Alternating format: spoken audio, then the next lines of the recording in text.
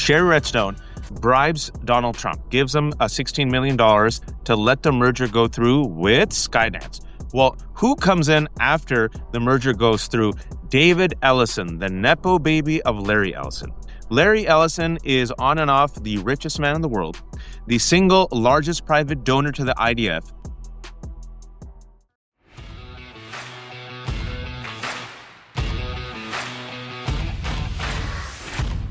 We're going to talk about broke down corporate media, how it is completely consolidated by Trumpers. It is laying the red carpet for fascism and crushing the woke and Mamdani. And I'm very curious to see if it succeeds. I don't think it will. But before I talk about all that, I have to publicly give Joy Ann Reid the annual American Book Award. The annual American Book Awards were held at UC Berkeley, my alma mater. The Before Columbus Foundation has been giving them out for 46 years. I was there.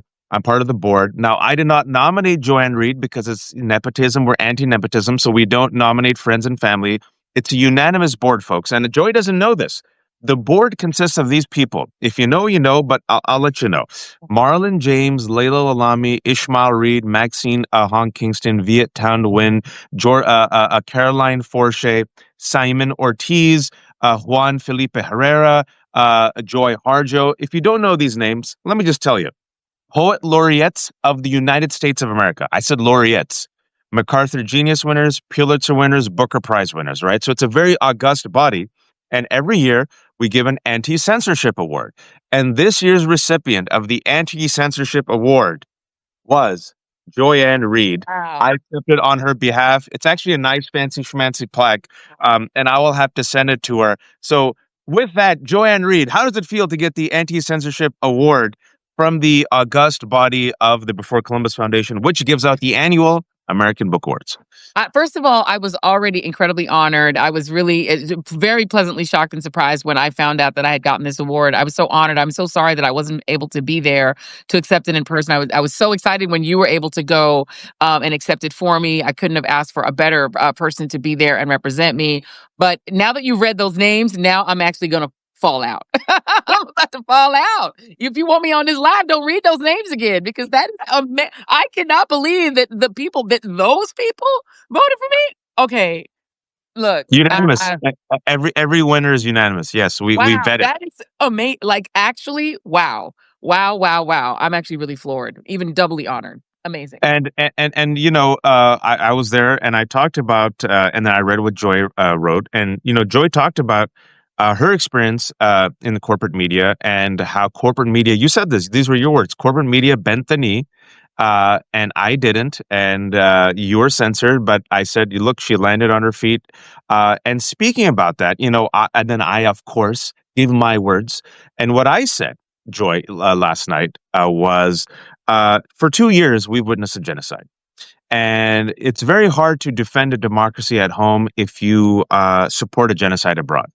And there were people who on MSNBC, which was allegedly the liberal network, that said, you know what, if we've been calling out the fascism and authoritarianism and white supremacy of Donald Trump, I think it's only fair if we call out the racism and fascism of Benjamin Netanyahu. And Joy Ann Reid was one of them. And I said, Joy Ann Reid ain't no longer on MSNBC. Mehdi Hassan was another one of them. And speaking about how liberal corporate media is and how it doesn't bend the knee, look at how all the black folks on MSNBC are gone. I mentioned Melissa Harris Perry because I keep receipts. I mentioned Tiffany Cross because I keep receipts. I mentioned Tamron Hall because I keep receipts. I mentioned Joy Ann Reid, Katie Fang, Mehdi Hassan. And then I also said, and I hope you don't mind, I've talked to Joy and I said, Joy, you're a black woman. Why do you care so much about what's happening in Gaza? And Joy said, as a black woman, I know my history and I know our paths are interlinked. How can I fight against white supremacy at home if I don't speak out against racism and genocide abroad? I give it to you, Joy Ann Reid. Absolutely. And apartheid, you know, my family, one half of it is African, and my father lived in apartheid South Africa. I know apartheid when I see it. You can't gaslight me and explain and tell me that what is happening in the West Bank is not apartheid. We're not even talking Gaza before we even get there. So the reality is that we, as people who come from oppressed people, we actually have a spiritual connection to all oppressed people. That is what Nelson Mandela said. It's why he was a big supporter of the Palestinian people. I'm with the indigenous anywhere. And if you come the way that the Europeans came to the United States and killed off 90% of the indigenous people and then declared themselves the God blessed, God appointed owners of the land that they did not own and that were not was not given to them by any God, pagan or Christian. The fact that they did that here and then declared that to be God's will is exactly what settlers, many of them coming from the United States or from Europe, are doing to the Palestinian people. And so to me, I don't know how I could oppose that here. I stand with the indigenous here. I have to stand with them everywhere. I mean, to me, it's just logical. If you have a moral logic, you have to be on the side of the Palestinian people. They are the victims of oppression and genocide. I think it's that simple. I think it's that simple too, and I think it's all connected, folks, because people sometimes forget, but corporate media doesn't like what Joy just said. And it's been 2 years. So many people lost jobs. And it's not just conspiracy theories. There were warnings, censorships. I've mentioned before on this show how it straight up lost gigs. And I'm pretty like, you don't see me like, I call it anti-Semitism. I try to be fair. I condemned Hamas. I didn't matter. Because I stood up for Palestinians, it was critical. I lost jobs. So much reporting has been done, even on MSNBC. Semaphore did that article about how MSNBC behind the scenes was really pissed off. Joy was a bit outspoken. She's gone. Mehdi is a bit outspoken. He's gone. You saw what happened to Ta-Nehisi Coates on CBS. Yes. Tony DePuc, I don't give a shit about his. And he's going to probably get rewarded with a better job because of what he did to Ta-Nehisi. He called him a terrorist. That is his book, which was a beautiful book about his first ever trip to the West Bank. He actually went there himself physically, and he went to Africa, and he talks about his journey. Tony DeCopel said that book could have been in the backpack of a terrorist, which is incredibly offensive, not accurate, and also completely journalistically unsound. It was journalistic malpractice to say it. It touched off a huge conflagration internally at CBS. And rightly, the people who were running CBS at the time, the normal people, were like, we need to deal with the impact of this internally. There were Muslim people who were deeply offended that work there. And so they did some workshops to try to let people say their feelings. The new people, Sherry Redstone, whose family owned Paramount and owned CBS, she was offended by that and decided that she wanted her company, she wanted CBS to be in the hands of somebody who's pro-Zionist like Tony DeCopel, who's a super duper Zionist, and that she did not like the fact that they just let people say their feelings about Tony DeCopel saying that offensive crap about Ta-Nehisi Coates. That kicks off her desire to specifically get Paramount into the hands of the Ellisons, who are super duper Zionists, and to shut down. And the thing that's so wild is this sounds like a conspiracy theory. Go read all of the pieces that have been written about Sherry Redstone's decision to sell her family's company. All the stories will say directly that it was this incident with Ta-Nehisi Coates that touched off her desire to sell it, and that she was deeply angry and offended by the fact that the company responded to try to give people the opportunity to respond. That she wants it to be pro-Israel. She wants the company to be pro-Israel, and then they've hired a Zionist substacker to run the whole thing. This is why I love Joy, because usually I'm the one who has to do that, but Joy has the receipts, so I could just sit back. Sherry Redstone, folks, I had friends in CBS, exactly what Joy said. Sherry Redstone is hardcore right-wing Zionist. She protected Tony from all the internal backlash because it wasn't just the Muslims, but so many people from an editorial standpoint said this made us look terrible. Tony was shielded, said, oh, I can say whatever I want because Sherry's got my back. Tony is mated to Katie Tour, another mediocrity that's failed up on MSNBC. Sorry, I'm sure she was your former colleague, Joy. She's nice. Tony's ex-wife is Israeli, raising their kids in Israel. So he comes in, does a hatchet job against Ta-Nehisi Coates. The other two co-hosts, or black individuals, weren't allowed to speak. He took over the entire conversation. Not to speak, sorry, or chose not to speak. I'm sorry. Oh, I didn't know that. Powerful. I feel like Gail, maybe she didn't want to risk it, but I wish Gail had spoken. But go on, continue. Exactly, Gail. I'm like, Gail, who cares about Tony? You're Gail King. And she didn't even say a word, right? So now what happens, folks, and this is why it's connected. We're talking about how they broke down corporate media. It's all happening. Sherry Redstone bribes Donald Trump, gives him $16 million to let the merger go through with Skydance. Well, who comes in after the merger goes through? David Ellison, the Nepo baby of Larry Ellison. Larry Ellison is on and off the richest man in the world, the single largest private donor to the IDF, a hard right pro-Israel Zionist who also believes he should live forever. Just like all these billionaires, like the Pharaoh, why should I die? I'm special. Larry Ellison's Nepo baby son, David Ellison, comes in, and now they own Paramount, CBS, Nickelodeon, Comedy Central, MTV. And can you tell them what he does? $250 million for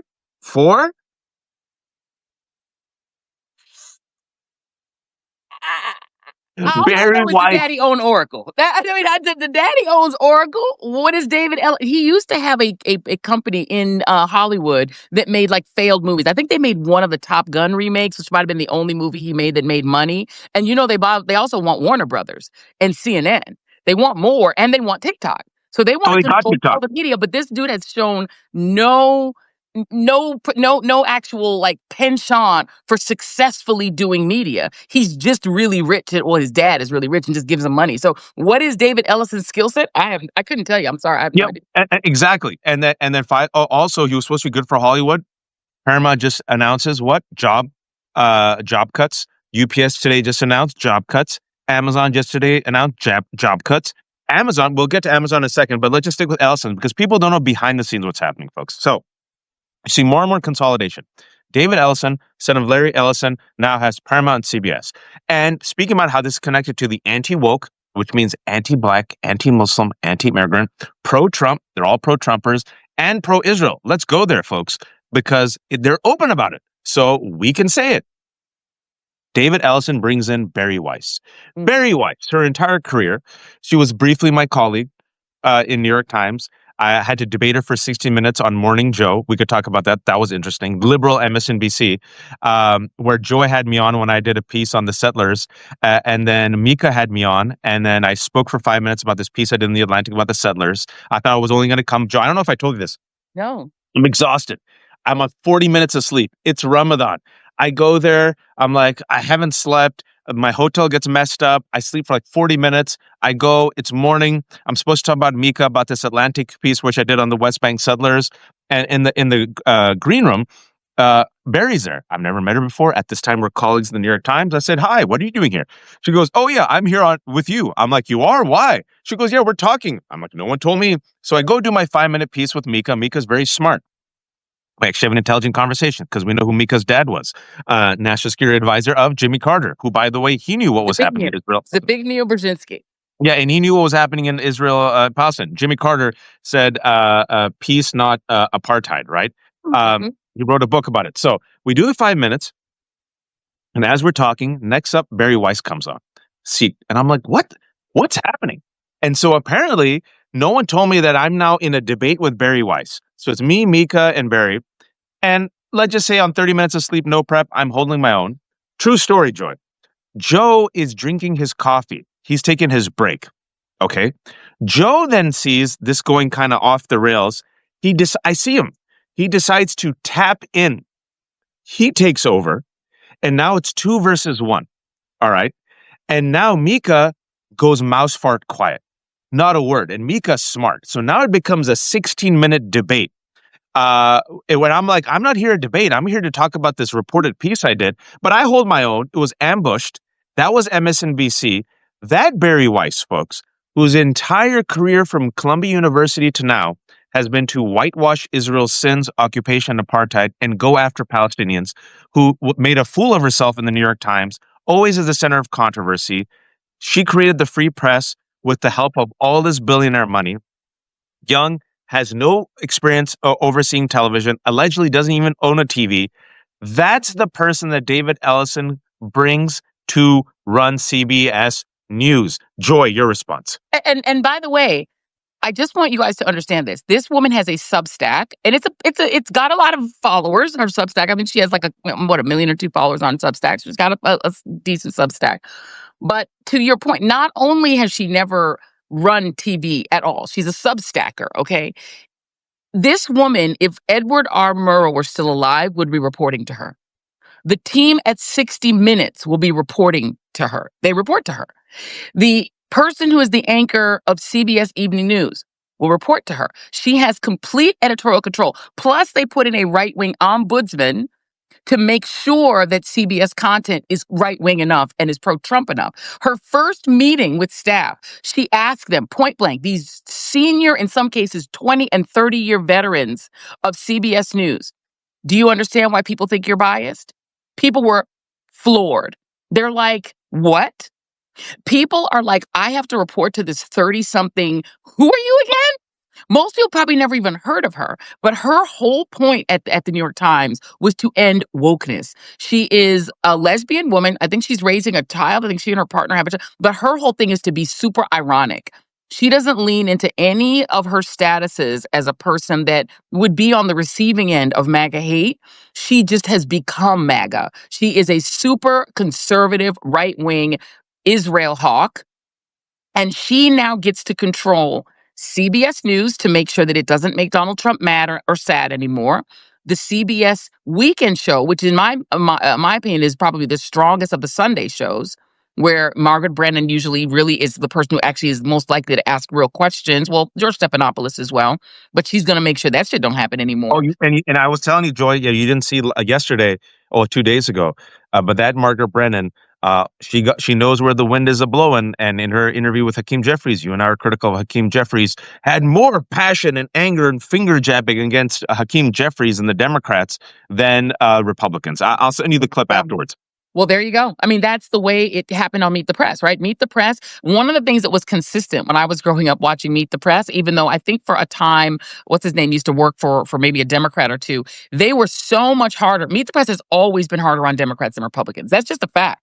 They will always question Democrats more vigorously than Republicans. That's just the way it is. The Sunday shows have always been that way. I think George Stephanopoulos might be somewhat of an exception, but I do believe that the Sunday shows have always grilled Democrats and been fairly open to letting Republicans lie without real pushback. So yeah, if Margaret Brennan is bending the knee too, well then we're cooked. So the bottom line is once CBS is gone, and it is gone, right? No. ABC also paid, and they're putting pressure even on The View. The View, which is supposed to be where they give their views. They are under incredible pressure from Disney ABC to not go after Trump, to not be tough on Trump. You look at the fact that even Stephen Colbert's show was canceled. They were like, well, it's expensive. All these shows with audiences are expensive. And now all of a sudden, they suddenly can't afford to do a show they've been doing for more than 30 years, the show David Letterman used to host. You can see each and every one of these networks bending the knee. I promise you, you will not see difficult stories, tough stories after a while on 60 Minutes about Trump or Israel. That will be gone. They are trying to take the entire media, and Bibi Netanyahu has said in the past that they have a problem with, especially young Americans, that they're not pro-Israel and that they've lost a full generation of Americans. Everyone younger than a Gen Xer are very deeply anti-Israel. Even MAGA people are done with Israel. They're done with it. The genocide was too much even for them. But what they're trying to do now is to take corporate media and then also take social media.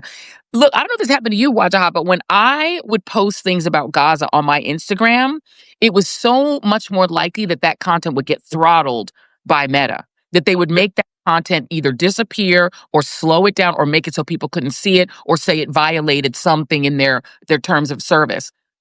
Same thing on TikTok. If I posted something about Gaza or about January 6th, that content would be taken down, muted. I would be told I was violating their terms of service. I would have them threaten to dismiss my account, particularly during the election. You couldn't be too hard on Trump. You couldn't be too hard on MAGA. You couldn't mention January 6th, and you definitely couldn't mention Gaza. That is their goal, to shut down all dissent on mainstream media and on social media, making it so that there's a one uniform chorus of pro-Israel and pro-Trump content wherever you turn. You can't get away from it. Whether you turn on your TikTok, your Instagram, wherever you go, it's going to be for Trump and for Israel. That's where we're going.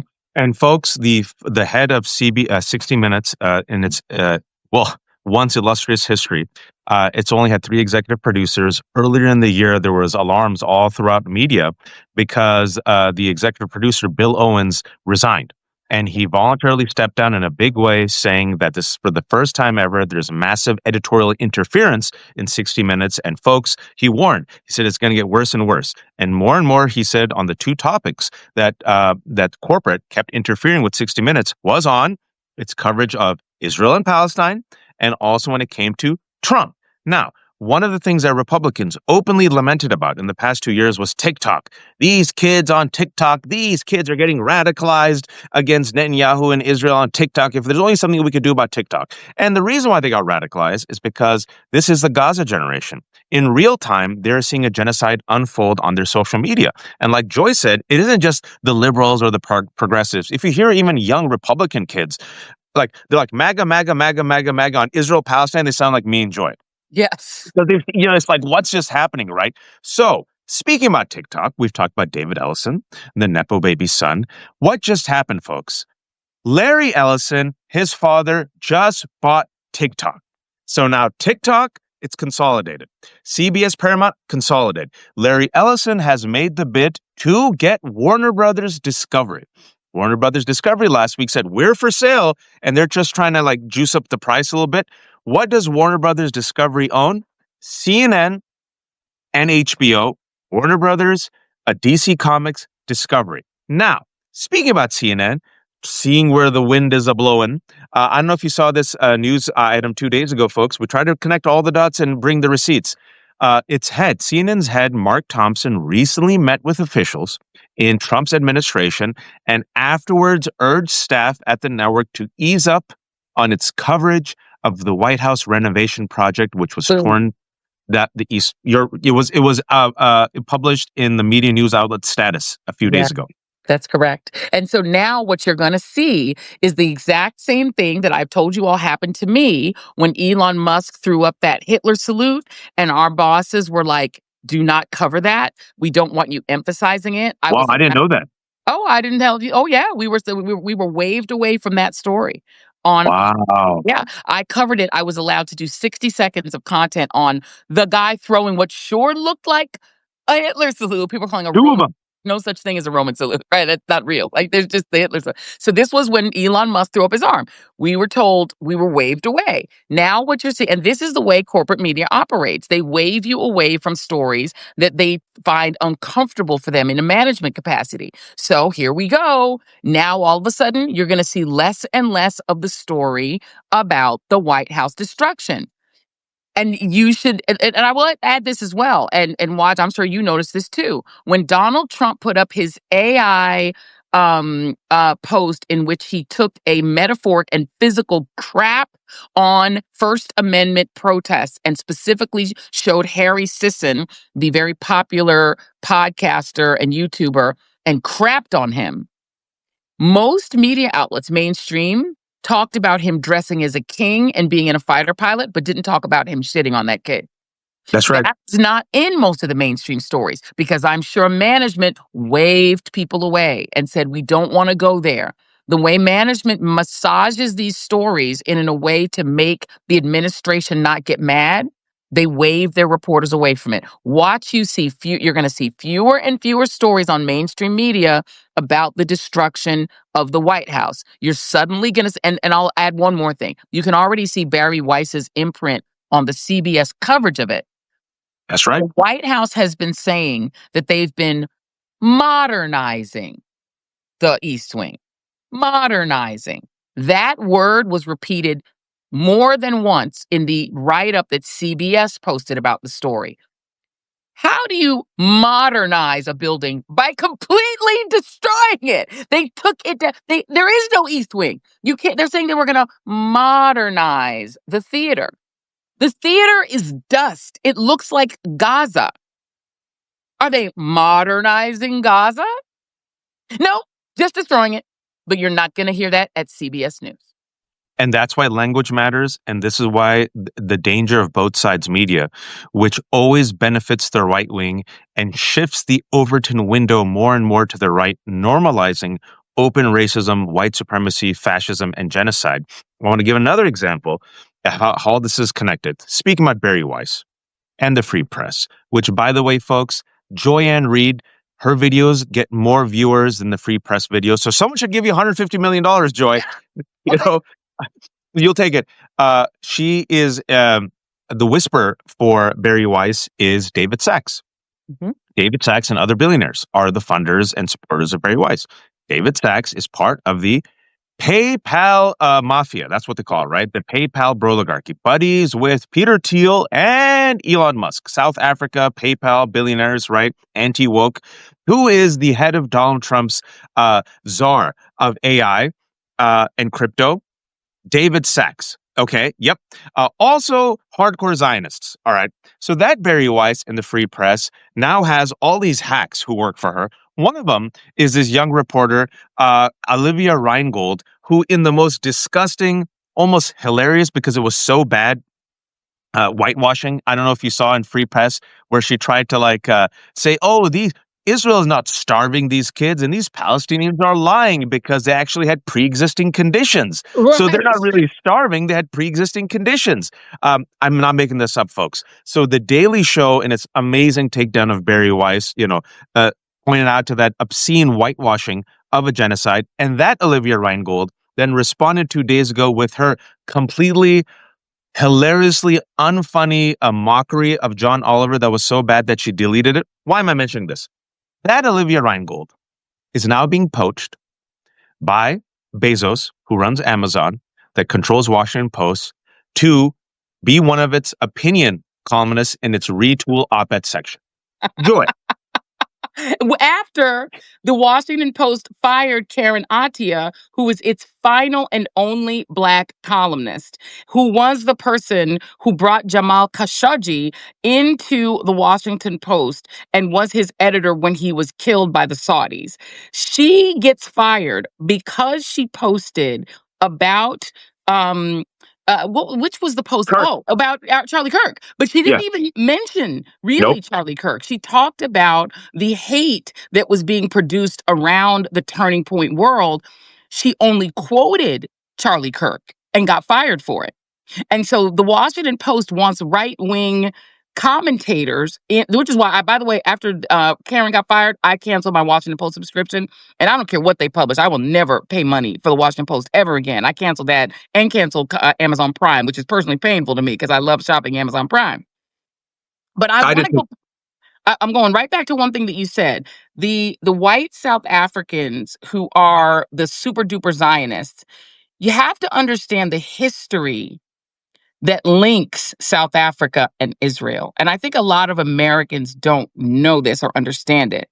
When South Africa was in its apartheid era, white South Africans and the white South African government was the closest ally to the Israeli Zionist government. There were only two governments who never participated in sanctions and would never push away the South Africans: the Israelis and the United States. Yep. The two biggest allies of apartheid South Africa were Israel and the United States. Why? Because both Israel and the United States were founded and created based on colonization and based on wiping out the indigenous, attempting to force the indigenous to be servants and slaves. That's what they tried to do with the Black South Africans as well, to convert to Christianity. Remember these schools, they would put Native American, they would kidnap Native American children and force them to go to these schools. And in Israel, the Palestinians are basically labor. They do labor, right? They are not allowed. They are, especially in the West Bank, they are subject to apartheid. So these three countries had very similar systems of apartheid.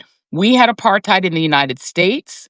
Israel has apartheid in the occupied West Bank and formerly in Gaza before they left Gaza. And the United States had 100 years of apartheid after the Civil War. So the three countries all are also founded based on a religious diktat toward colonialism. The American pilgrim story is about religious people having a right to the Americas based on God saying so. In Israel, it is the really aggressive, even though there have been Jewish people who lived in Palestine forever, but they're brown. Yep. They're brown. And they're Mizrahim. They were there, but it was the Europeans who came over in the late 1800s and early 1900s who set up shop and said, no, we want all of this land and we want the Palestinians to go. We want them to leave. It is the same thing that the Europeans did in the United States. They said, these Indians, as we're going to call them, they got to go. We want Oklahoma. We want Texas. We want Florida. We want Georgia. Get out. And so and the same thing happened in South Africa. The Europeans went down there, the Boers, as they called them, and they said to the Kikuyu people, to the Xhosa, to all of those people, yeah, you can live here, but you got to be slaves and you got to go live in these basically reservations. You Yep. can't live outside of there. We're going to have segregation. So these three countries are allied ideologically. Let's just put it that way. So when I see white South Africans like David Sachs and Peter Thiel and Elon Musk, I totally know who those people are. They are what white South Africa was. And folks, if you want a more direct connection and you think, oh, Joy, I don't know, Joy, maybe Joy's going too far. Last week, the United States of America, the Trump administration, said that they're going to rehaul our refugee program and give preference to white refugees, specifically white refugees coming from South Africa and Europe. And we already made an exception for white South African farmers. And to give a pretext as to why we were bringing over white South African farmers to the United States of America and getting rid of all the blacks and browns, it's because Donald Trump and Elon Musk promoted the Nazi conspiracy of white genocide. Yes, white. And it was so disgusting that when the president of South Africa visited, Donald Trump did a slideshow and said all this bullshit in front of him, and he just kind of like laughed it off and trolled him. This is a white supremacist broligarchy. To quote Daniel Day-Lewis from the movie There Will Be Blood, they want to drink all of our milkshake. I want your milkshake. I have a straw, and my straw is in your drink. And they're drinking it all up as all the food stamps are about to run out, as the government is shut down, a consolidation by the broligarchy who hate the woke, hate people of color, hate people who are dissidents, hate people who don't worship them, and care about, I don't know, confronting white supremacy and fascism. And I want to end on this, and this in the final few minutes, as I have Joy. The way it's all connected, folks, you see it happening in real time, and you see also something positive. The people are responding.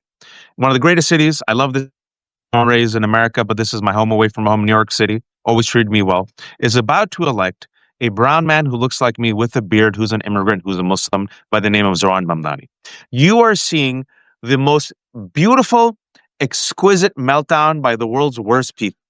I am here, Joy, when he gets elected officially, all of their tears are going to be sugar for my chai. I'm going to drink it up. I'm going to drink up my chai. It's going to be the sweetest chai ever. They have gone all in with a type of Islamophobia that I've researched, warned about, written about, talked about for the past 25 years since America chose to engage in the disastrous war on terror.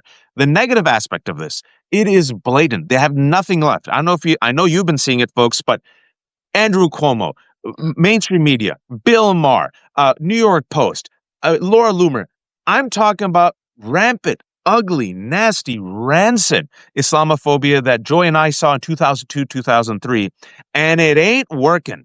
And Washington Post did this hit job on him and said, look what happened when another random brown person and Muslim who's completely unrelated to Zohran Mamdani took over London. That's what's going to happen in New York. I'm not making it up, folks. That was literally a racist bullshit nonsense friggin' op-ed that got published in the Washington Post. And even normies who don't know much were like, wasn't there something called Brexit?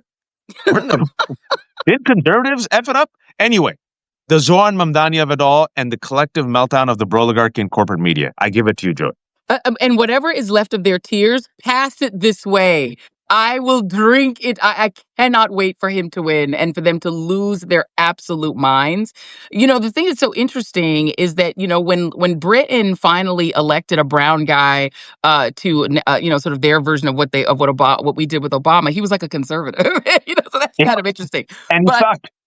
Exactly. So, I think what's interesting is to watch Democrats effectively say they'd rather have a guy with 13 credible sexual harassment accusers than a brown Muslim.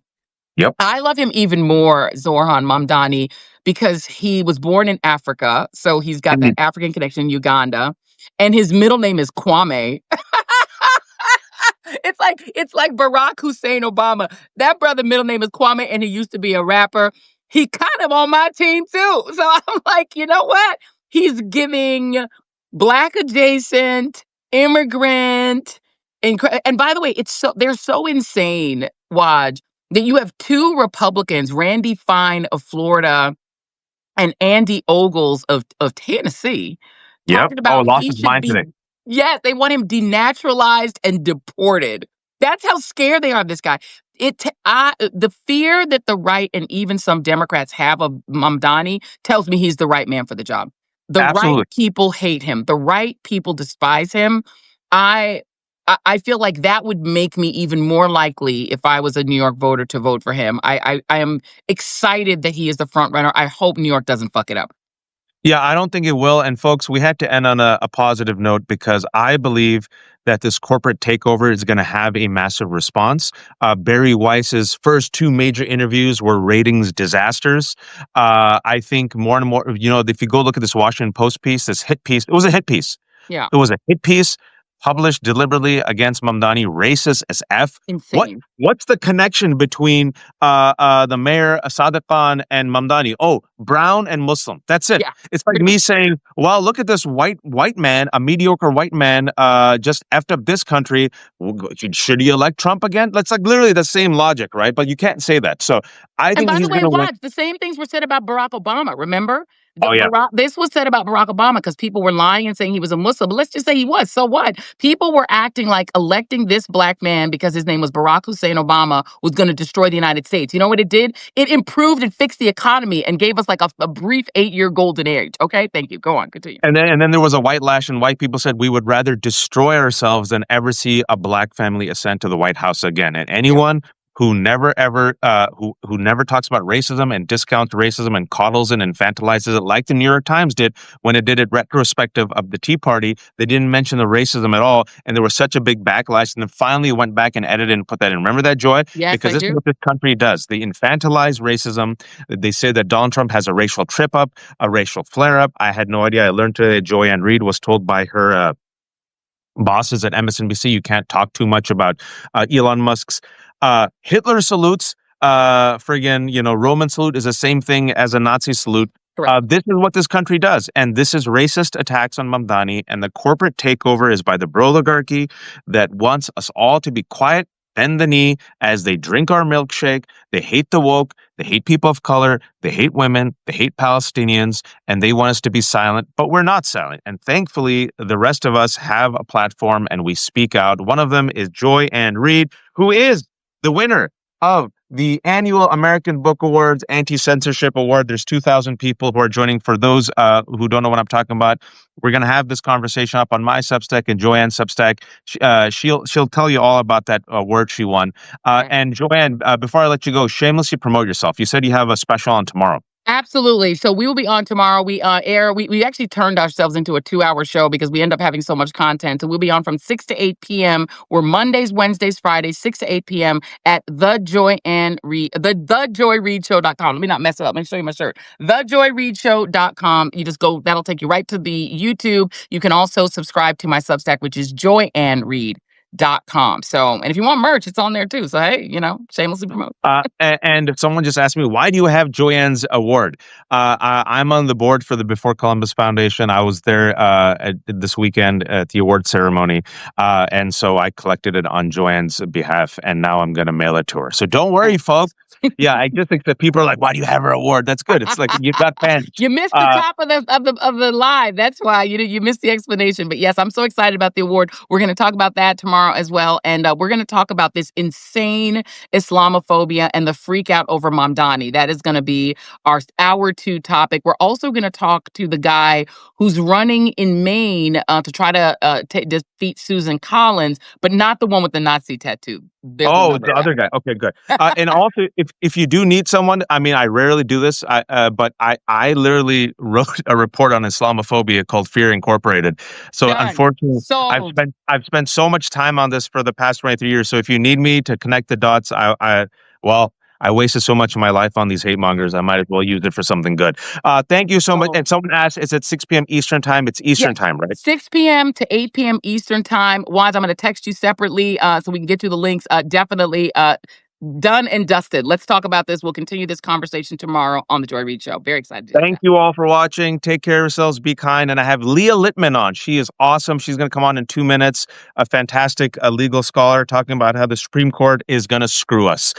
Join me in 1 minute. Thank you, Joy. Bye.